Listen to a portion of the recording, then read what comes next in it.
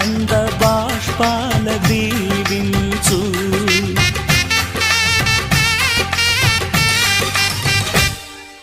తాజాగా మా ఇంట్లో పెళ్లి బాజాలే మోగేను, కొత్త యువరాణి రానుంది ఈ అంతఃపురం ఏలగా. అంతా సంతోషంలో